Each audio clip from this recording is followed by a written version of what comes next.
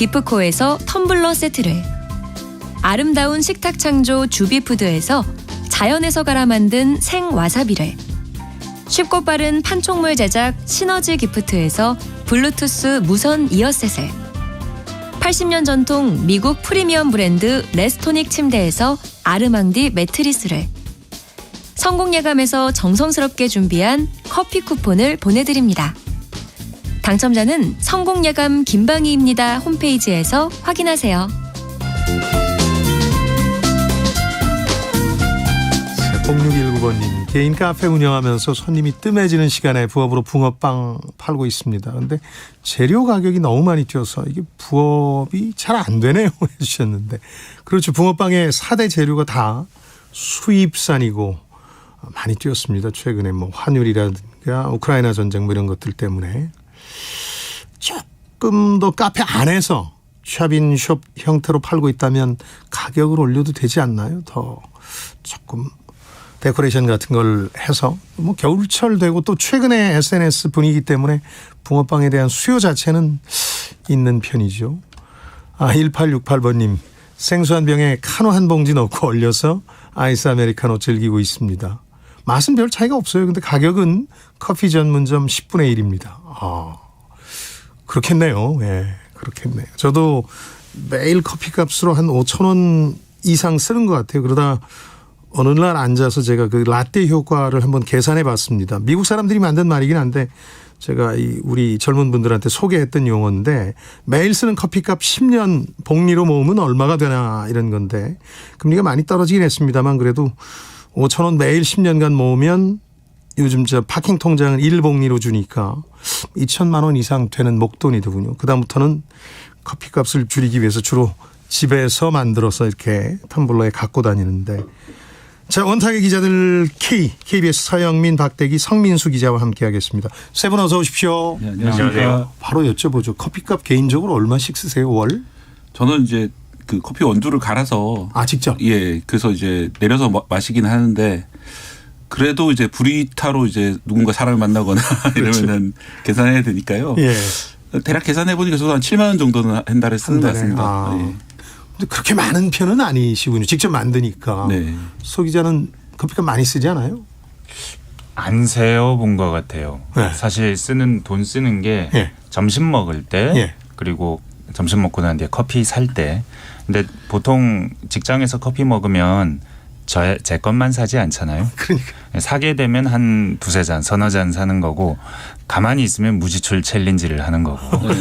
회사 연차가 올라갈수록 네, 점점 더 늘어날 것 같아요. 무지출 챌린지의 가능성은 자체는 줄죠. 늘어나게 되죠. 아무래도. 우리 석 기자도 커피값 많이 쓰죠? 저는 하루에 한 석 잔 정도 마시는 것 같은데. 굉장히 많이 드시네요. 저 혼자서도 마시거든요. 예. 저 혼자 이제 담배를 끊고 나서 커피를 마시기 때문에 그렇죠. 저 혼자 쓰는 돈만 5만 원이 넘더라고요. 그렇죠. 네. 혼자서요? 네. 많이 쓰시네요. 근데 기자들이 원래 커피를 많이 마셔요. 이게 사실은 좀 약간 정신노동을 집중해서 써야 되고, 그렇죠. 오타가 나면 안 되고, 또 사실은 기사라는 게 누구의 명예에 관련된 경우가 많잖아요. 네. 집중을 해야 되니까. 사실 우리나라 커피 수요가 많다는 것도 예. 어떻게 보면은 이 집중해서 일을 하기 위한 그 장시간 과로 노동이 워낙 많다 보니까 노동의 강도와 관련이 있다. 노동 약물로 이렇게 복용하는 그런 게 아닌가 생각을 좀 가지고 각성이 있습니다. 필요한 거죠. 그러니까 카페인을 통해서. 각성제처럼 이렇게 복용하는 그런 것 같아요. 최근에 이 경제 분야에서 이슈가 됐던 게 커피 전문점이 무려 10만 개 육박하고 그동안 가장 많았던 치킨집마저 가뿐히 제쳤다 이런 얘기였거든요. 저 KBS 앞에도 한 건물에 커피 전문점이 한 67 있는 곳이 있는데, 제가 67개라고 말씀하셔서 예. 대충 세봤거든요. 예. 대충 세보니까 예. 이쪽 면에 1개, 2개, 3개, 예. 이쪽 면에 1개, 2개, 3개, 4개, 5개, 뒤쪽 면에 1개, 대략 한 9개, 10개입니다. 그래요? 아마 안 세진 거는 이제 건물 내부에 이제 로비에 있는 커피숍도 따로 있는데 그런 거 안 세진 것 같은데 예. 실제로는 한 20개 가까이 될 겁니다 아마. 그 중형 빌딩 하나에 그 정도니 이게 그런데도 다 어쨌든 폐업안하고 하는 걸 보면 된다는 얘기고, 그만큼 우리 국민들이 커피의 진심이라는 얘기인데, 아까 박대기 기자는 이른바 근로 강도와 관련해서 얘기를 했는데, 언제부터 이렇게 커피를 사랑하게 됐죠 우리가?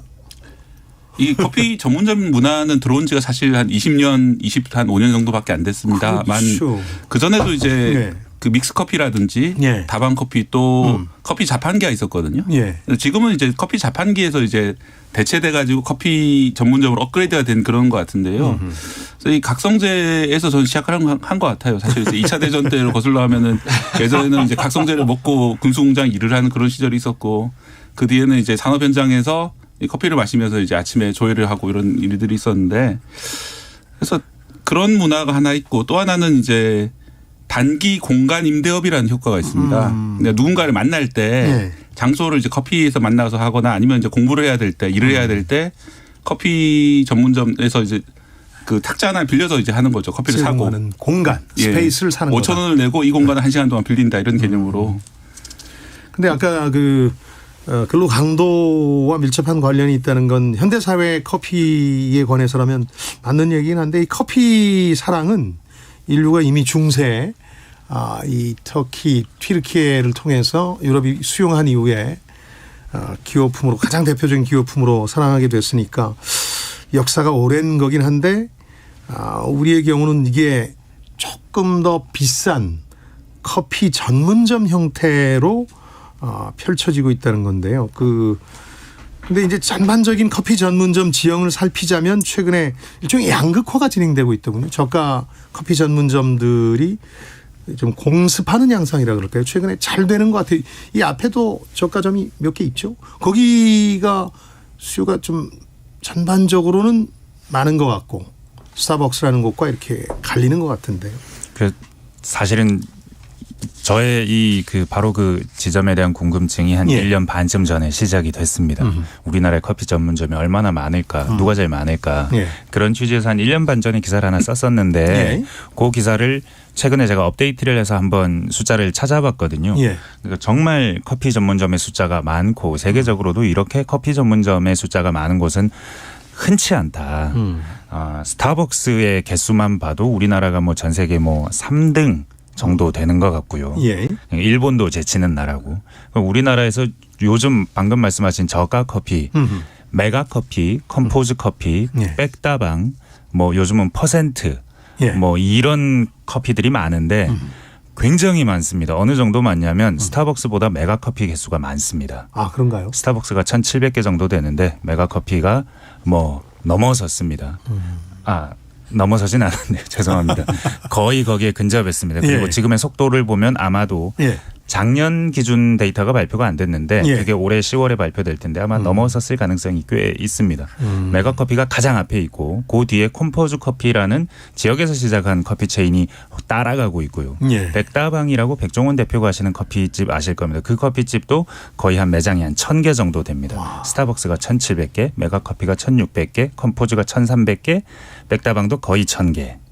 굉장히 많죠.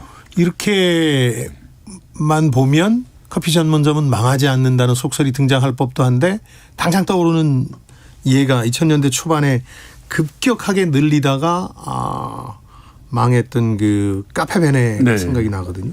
이런 걸 보면 그 안에서 커피 전문점 시장 안에서는 부침이 있는 모양이죠. 네, 일단 그 지금 10만 개라고 돼 있거든요. 커피점이 우리나라에. 근데 우리나라 인구가 5천만 명이에요. 그래서 결국 500명당 한 개씩 커피 가게가 들어간 건데 이 500명 중에 매일 누군가가 사 먹는다고 해도 제 생각에는 100명 이상 사 먹을까. 거의 이제는 한계까지 성장을 한 게 아닌가 생각이 듭니다. 화상태까지 갔다. 이 기업들이 지금 뭐 컴포스 커피나 아니면 메가 커피나 이 회사들이 돈을 버는 거는 그 가맹점을 새로 진출할 때 가맹 사업자를 새로 모집하면서 돈을 벌고 있어요. 그렇죠. 가맹비 같은 걸로. 실제로 커피를 팔면서 돈을 벌고 있냐. 이거는 좀 따져봐야 될 문제고요. 실제로 커피를 팔아서 돈을 벌면 가맹점주도 수익을 올려야 되고 그다음에 회사도 이제 커피를 공급하면서 수익을 얻어야 되는데 그 가맹점 가입을 할 때는 지금 메가커피 같은 경우에 정보공개서를 보면 한 6천만 원 정도 들어간다고 나오거든요. 그러면 이게 이제 상당 부분은 가맹 본부로 흘러가면서 수익이 되는 거죠. 그러니까 이 기업들이 지금 이제 그 저가 커피 확장세에서 좀 성장을 보이는데 과연 이게 지속할 수 있느냐는 좀 의문인 것 같습니다. 누가 봐도 걱정되잖아요. 그렇죠. 건물 한 면에 조그마한 커피숍들이 다닥다닥 붙어 있는 데가 뭐 서울 시내 어디를 봐도 많거든요. 웬만한 건물에 다 그렇죠. 이게 장사가 되나? 시내뿐만 아니라 제가 이제 그 남해안의 모 섬에 갔더니 예. 제가 이제 어릴 때 거기 좀 살았던 섬인데 제가 어릴 때는 거기서 장작불로 이제 아궁이에 불 떼고 그랬던 동네인데 예. 그 동네 모 프랜차이즈 커피점이 땡땡점 이래가지고 들어왔더라고. 그래서 아니 이거 도대체 어떻게 이렇게 들어왔나 이래 싶어서 봤더니 예. 그 아침에 이제 농사하시고 논에 물 대신 아저씨들이 이제 신발 갈아 신고 이제 예. 와서 에스프레소를 한 잔씩 하시더라고요. 그래서 여기까지 이게 문화가 보급됐다면 이제 더 이상은 어렵지 않을까 이런 생각이 들었습니다. 예. 이게 지금 본사와 예. 가맹점주 요 이해관계가 확연히 다르다라는 부분이 사실 중요한 부분이긴 합니다. 예. 메가커피라고 말씀드린 요기 그리고 컴포즈 커피 같은 것들은 그 2020년에서 21년 넘어갈 때 예. 300개 이상이 새로 생겼습니다. 근데 새로 생기면 가맹비를 내거든요. 그렇죠. 그리고 거기 시설비를 하거든요. 인테리어도 하고 이런 것들이 다 본사 수익이 될 수 있습니다. 그래서 본사 수익이 굉장히 많아요. 예. 이를테면 메가커피 같은 경우에는 2021년에 한 400억 정도의 영업이익이 났습니다. 이 400억이 영업이익이 난 회사가 사실은 매출은 1000억이 안 됩니다. 다만 그 카페벤에도 말씀드렸고 아까 성민수 기자도 얘기해 주셨습니다만 이게 지속 가능하냐 네. 이거에 대해서는 문제가 있겠죠. 이 400억 그 영업이익이 났고 당기순이익도 300억대가 났는데 이 돈이 다 가맹점주들의 가맹비에서 들어온 거예요. 그러니까 이 본사는 돈을 벌었는데 가맹점주님들이 돈을 벌었는지는 알 수 없는 거예요. 요 데이터에서는. 근데 문제가 이 받은 돈을 그 주인이 바뀌었습니다. 메가커피가. 주인이 바뀌면서 1,몇백억대의 투자를 한 새 주인이 나왔는데 이 주인이 당기순이익의 전액을 배당받아가고 있습니다. 그러니까 본사 메가커피 본사에 남는 돈이 별로 없고 투자 여력이 없다는 거죠. 그런 상황에서 소비자들은 커피를 사 먹고 그리고 가맹점주들은 커피는 파는데 여기서는 많이 안 남고 본사만 배부르는 구조가 되는 거 아니냐 하는 걱정이 있는 게 사실입니다. 두 가지 의문이 더 듭니다. 이 커피 전문점 시장과 관련해서는 하나는 이제 스타벅스인데 사실은 그 1,700개 매장을 통해서 실속은 스타벅스가 챙기고 있다고 말할 수 있죠. 왜냐하면 여기는 저가 커피 전문점과 달리 또 이 커피 자체로도 이익을 많이 남기고 그 굿즈로도 이익을 많이 남기는데 늘 여러 가지 논란 속에 서게 되지만 뭐 불매운동 같은 것들도 벌어지지만 타격을 받는다는 느낌이 없거든요. 그래서 일각에서는 저희도 한번 불매운동 현주소 따질 때 스타벅스하고 카카오톡 불매운동은 불가능한 게 아니냐 뭐 이런 얘기까지 했었는데 이 브랜드가 승승장구하는 이유나 배경은 뭘까요? 제가 스타벅스 같은 경우 말씀하시죠. 예, 석 기자. 그 스타벅스가 이제 한국에 91년인가 들어왔죠. 그렇죠. 99년. 99년. 네. 예. 그 지금 이제 뭐 20년이 넘었는데 예. 사실상 이제 모든 지점이 직영점이고 그렇죠. 같은 품질의 커피를 제공하니까 여기는 사실 뭐 스타벅스라는 노포가 있는 거죠, 한국에. 그 동안의 품질을 잘 유지를 해왔고, 예. 그 다음에 뭐 최근에 뭐 그 굿즈 가지고는 좀 문제가 있었지만 예. 이 커피 본질 갖고 크게 문제가 됐던 적은 없었거든요. 커피 본질 가지고. 업의 본질. 예. 업의 본질을 잘 지키면서 또 이 수익 모델을 잘 만들었다. 그다음에 뭐 직영점이라고는 하는데 예. 스타벅스 좀 프랜차이즈적인 요소가 있어요. 그렇죠. 사실 그 건물주한테 임대 계약을 하면서 이 임대료를 매출에 좀 비례하는 구조로 만들고 있거든요. 예. 그러니까 이게 이제 그 임대업자 그러니까 건물주도 좀 리스크를 부담하는 그런 형태의 수익 모델을 만든 게 이런 확장과 탄탄한 그 성장 기반이 되지 않았나. 말씀하시죠. 제가 아는 그 지인이 예. 스타벅스가 입점해 있는 건물 주세요. 예. 그래서 얘기를 들어보면 주변의 다른 그 어떤 매장보다 내가 임대료를 더 많이 받는다라고 말씀하세요. 훨씬 많이 준다는 거예요. 스타벅스에서. 좋은 목을 차지하는 거이기 때문이기도 하지만 여튼 스타벅스는 건물주와 상생하는 구조로 가 건물주와. 그렇죠. 건물 가치를 높이니까 네. 예전엔 네. 은행 유치하려고 했는데 지금 맞습니다. 다 스타벅스 지금 유치하려고 건물주들이 다 스타벅스 유치하려고 하고 옆 건물 새 건물이 생기면 혹시 내 건물에 있는 스타벅스가 저 건물로 가지 않을까 걱정하거든요. 그래서 갑 오브 갑이라 부르던 건물주 위에 있으니까. 이용자 입장에서 스타벅스가 좀 좋은 점은 예. 이게 직영점이다 보니까 주인 눈치를 안 보고 예. 오래 공간을 점유할 수 있는 그런 효과가 있거든요. 그런 점이 좀 좋고 또 하나는 이 포인트인가요? 상품권이 막 시중에 엄청나게 많이 유통되고 있잖아요. 그렇죠. 생일이다 그러면 막 스타벅스 상품권 서로 이제 보내고 그렇게 하기 때문에 이게 하나의 그 잠재적인 이용 그게 항상 발생해 있는 거예요. 예전에 백화점 상품권을 줬다면 예. 백화점 상품권은 좀 많이 줘야 될 것 같잖아요. 5만 원, 10만 원 줘야 될 것 같잖아요. 근데 스타벅스 상품권은 10,000원, 20,000원, 30,000원도 드릴 수 있거든요. 커피 2잔에 케이크 5,000원짜리도 포함된 거. 있습니다. 네, 그 정도 되면 충분할 것 같거든요. 또 다른 그러니까 비즈니스 네. 모델이 있다 그러니까. 네, 이런 선물 문화가 많이 장착된 것도 있고 그리고 브랜드 가치도 있겠죠. 근데 무엇보다 하나 빼놓을 수 없는 건 신세계라는 회사입니다. 사실은 그 이마트 것인데 지금은 완전히 이제 한국 스타벅스는 완전한 100% 신세계 라이센스점이 됐습니다. 그렇죠. 그 본사 지분이 없어요. 근데 이렇게 로컬화가 되어 있었기 때문에 이 로컬 시장을 잘 아는 유통업체가 스타벅스를 그 상권 분석을 잘해서 성공시킬 수 있었다. 이 요인도 뺄 수가 없습니다. 왜냐하면 우리나라처럼 이렇게 스타벅스 매장 수가 급격히 늘어나고 있는 나라도 없거니와 서울 같은 경우는 뉴욕보다 스타벅스 매장 수가 많습니다. 그래도 장사가 잘 됩니다.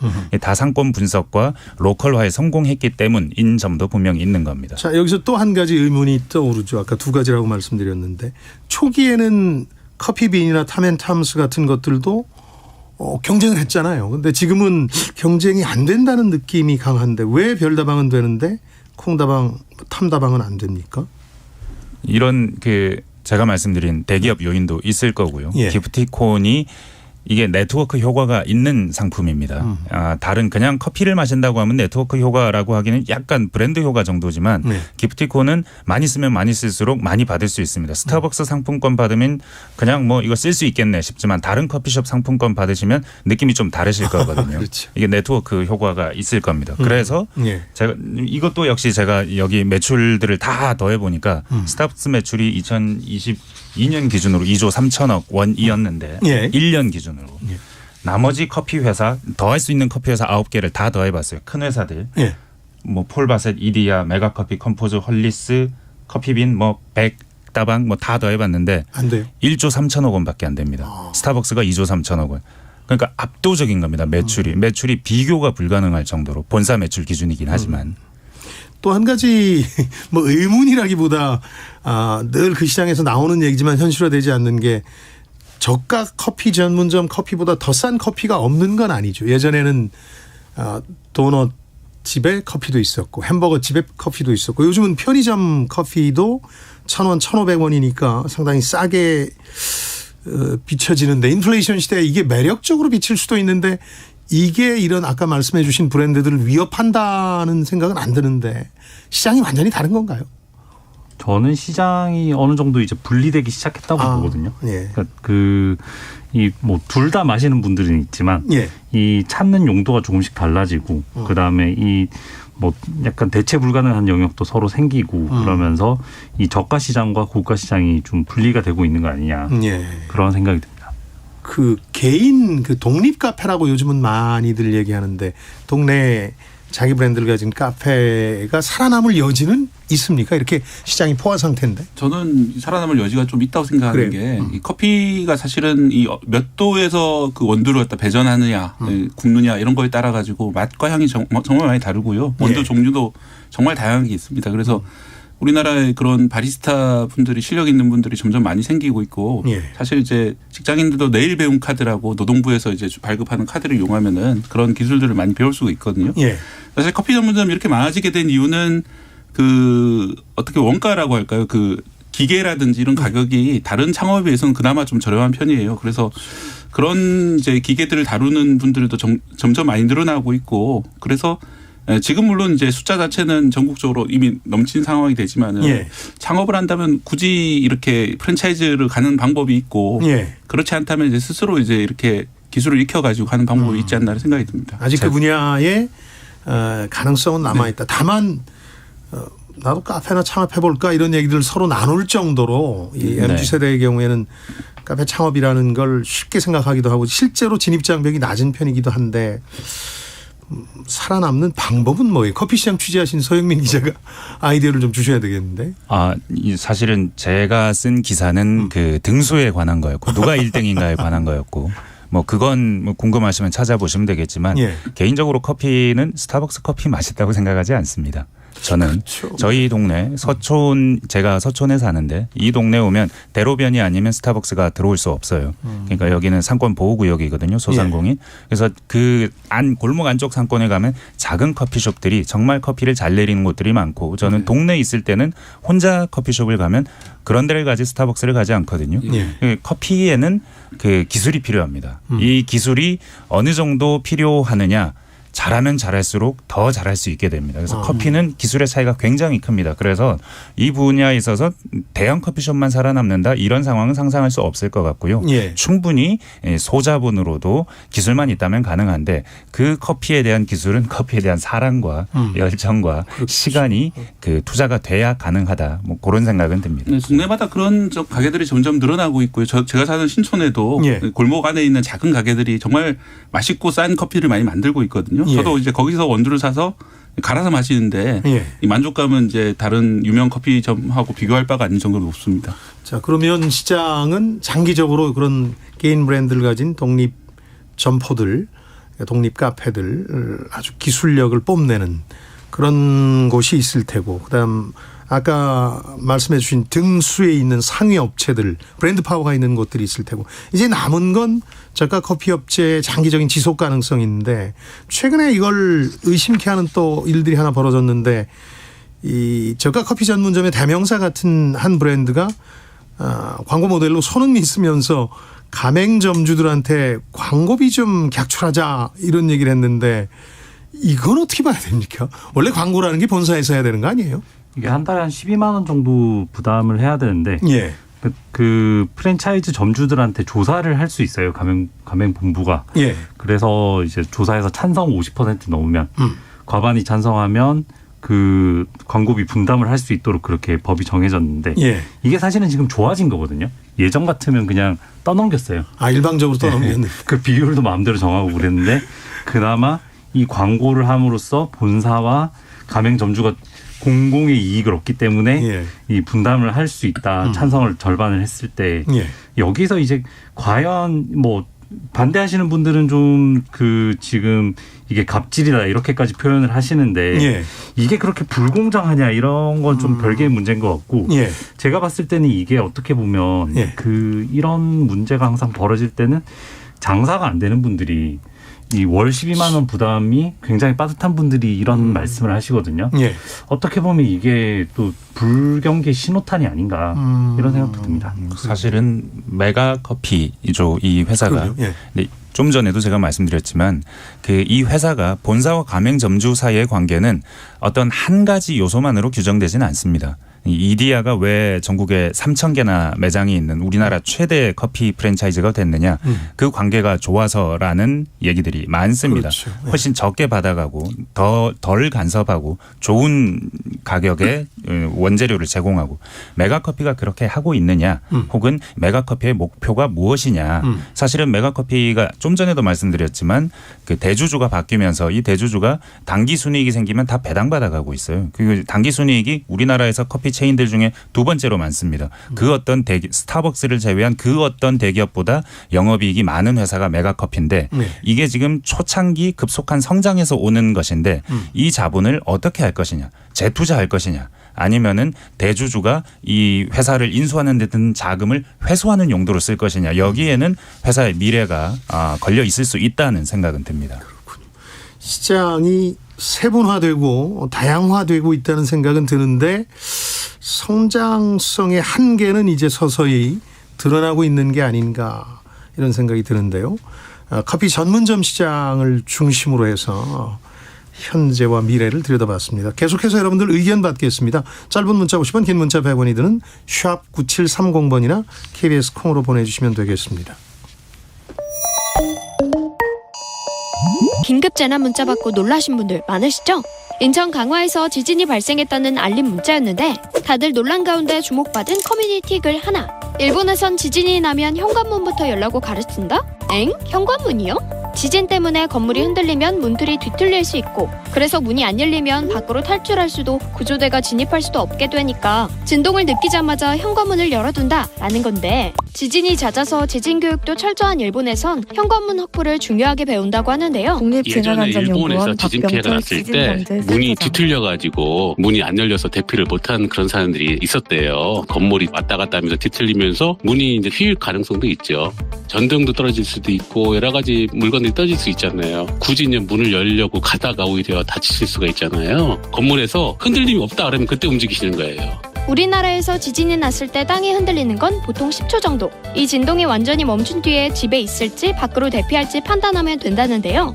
규모가 큰 지진 같은 경우에는 전기나 가스불을 끄고 그다음에 계단을 이용해서 바깥으로 대피하시고 공원이나 학교 운동장 같이 낙하물이 없는 안전한 넓은 장소로 대피를 하셔야 됩니다. 근데 혹시 긴급재난 문자에 표시된 진도를 기준으로 어떻게 대피할지 결정해도 될까요? 그건 바람직하지 않습니다. 기상청에서 발표할 때 진도 3일 겁니다, 4일 겁니다 라고 예상을 해서 이제 알려주는 건데 건물 층수에 따라서 진도를 느끼는 게 달라요. 1층보다는 꼭대기층이 더 많이 흔들리겠죠. 아참, 지진하면 떠도는 얘기 중에 화장실로 대피하라는 이야기도 있잖아요. 그런데 화장실은 거울이나 타일이 떨어지거나 깨질 위험이 있어서 화장실에 있었더라도 지진이 오면 나와서 책상 아래로 숨는 게 더 안전하대요. 또 민방위 대피소로 가란 얘기도 있는데 지하엔 배관이나 여러 복잡한 시설들이 있어서 여기 또한 바람직하지 않다고 합니다. 실내에선 책상 밑, 실외에선 뻥 뚫린 학교 운동장, 이것만이라도 꼭 기억해두자고요. 테슬라에 뭔가 문제가 벌어지고 있습니다. 갑자기 중국에 이어서 유럽과 아시아 시장에서도 가격을 20% 가까이 인하했습니다. 잘 안 팔려서 그렇다는 게 중론인데 뭐 신차 발표한 지도 오래됐고 한 4년 됐으니까요. 뭐 여러 가지 요인들이 있을 텐데 그냥 단순히 소비자, 구매자 입장에서는 화재가 걱정된다는 얘기를 많이 해요. 근데 실제 내연기관도 화재가 많이 벌어지고 BMW 사태도 있었고 확률로 보면 더 이 가능성이 높은데 뇌리 속에는 테슬라를 포함한 전기차 화재가 더 많이 떠오르는 이유는 뭘까요? 충격 효과 뭐 이런 것 때문인가요? 그렇죠. 그리고 이제 불을 끄기가 더 어려운 문제가 가장 크고요. 전기차의 경우에. 전기차 같은 경우에 불을 왜 끄기 어렵냐면은 보통 이제 화재가 났을 때 소화가 되는 이유가 불꽃에다가 물이라든지 소화액을 쏘면은 물이 그걸 완전히 덮든지 아니면 소화액이 화학 반응을 일으켜가지고 불이 꺼지게 되는데요. 그렇죠. 자동차 배터리는 깊숙한 곳에 숨겨져 있습니다. 여기 철판으로 만든 그 케이스 안에 숨겨져 있기 때문에 그렇죠.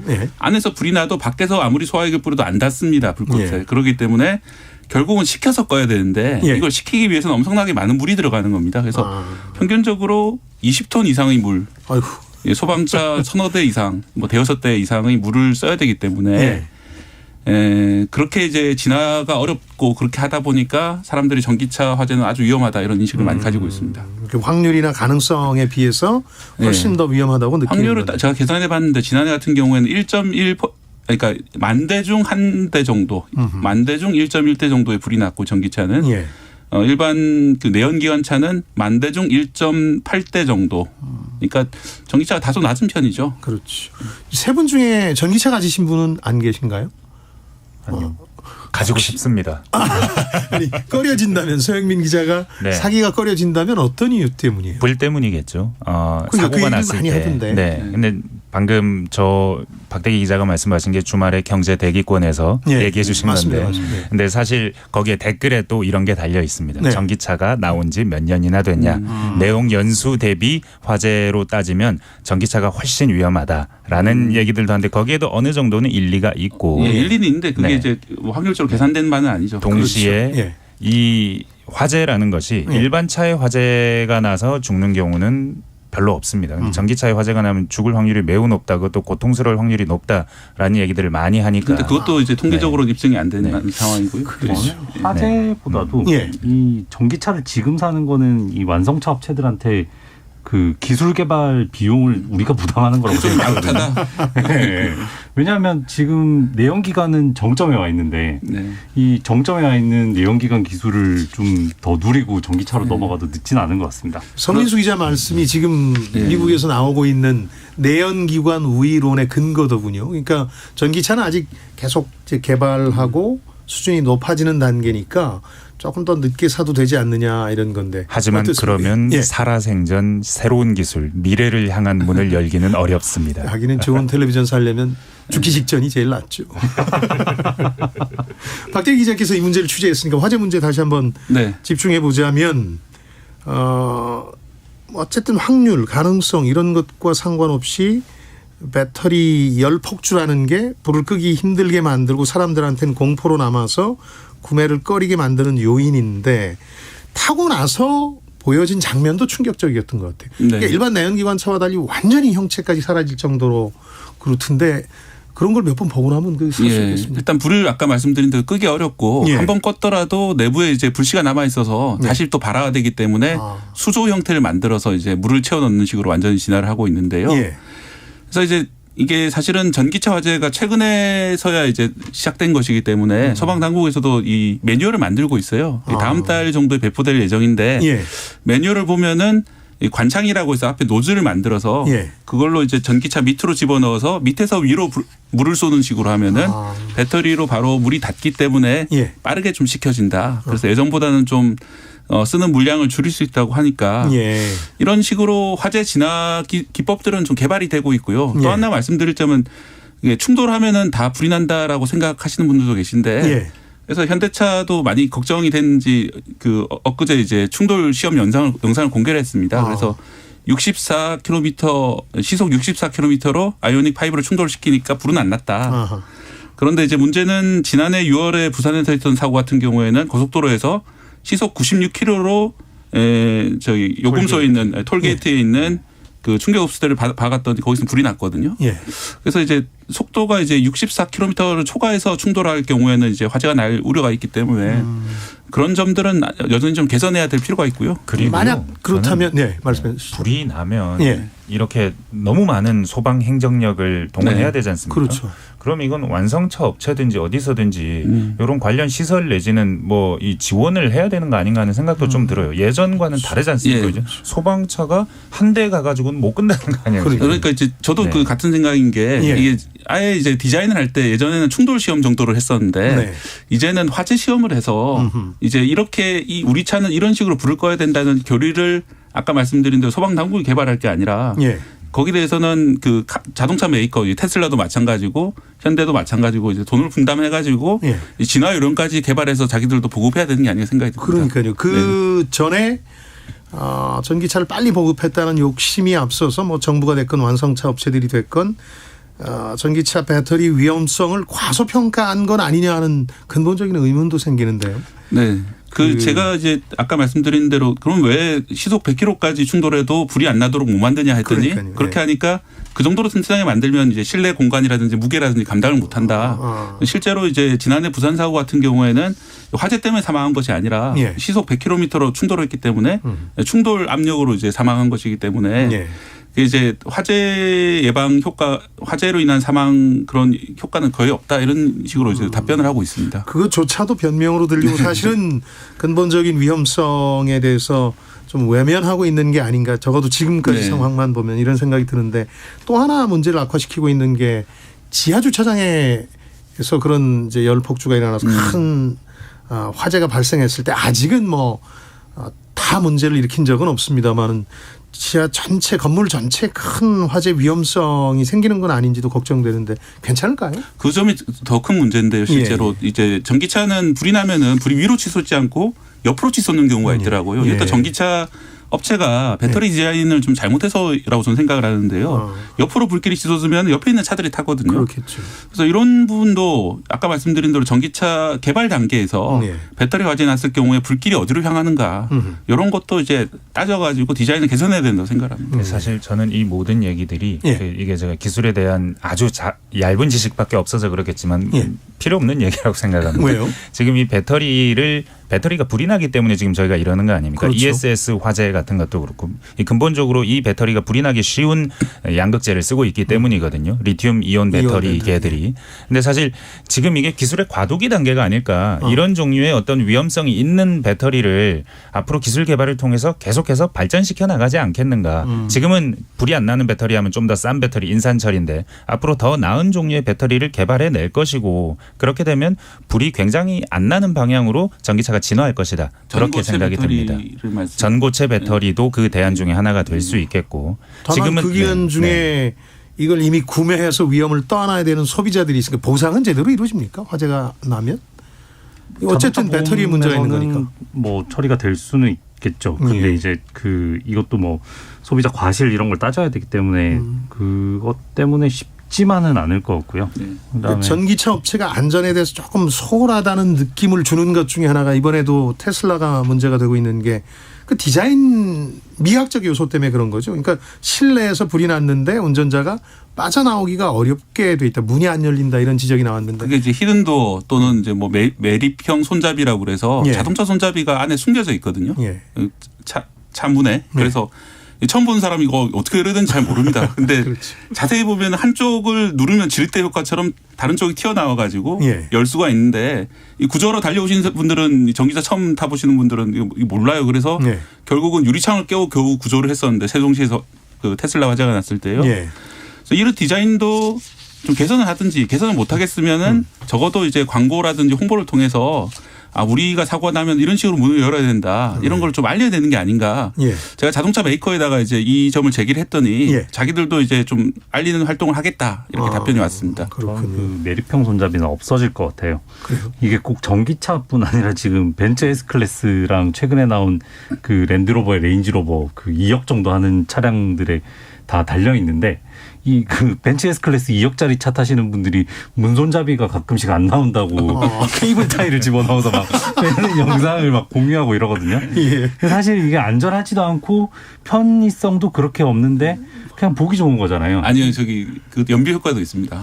근데 그게 역학적이라는 거죠. 근데 그 모터 같은 걸 집어넣어야 되는데 차 무게가 늘어나잖아요. 그것도 좀 생각을 해봐야죠. 그렇겠네.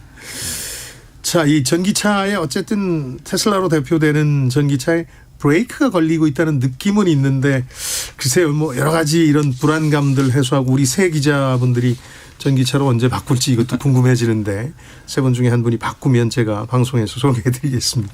자, 지금까지 KBS 서영민, 박대기, 성민수 세 분의 기자였습니다. 고맙습니다. 감사합니다. 감사합니다.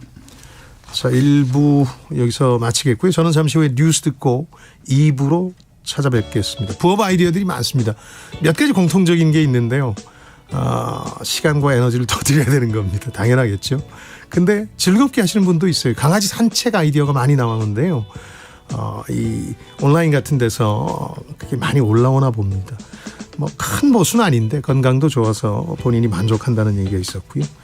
요즘 우리나라 소송의 나라라는 말이 실감나죠. 소송 참 많이 벌어지는데 우리 선조들 조선시대에도 그랬을까요? 조선시대 소송사 얘기 좀 해보겠습니다. 10시 5분 2부에서 다시 찾아뵙죠.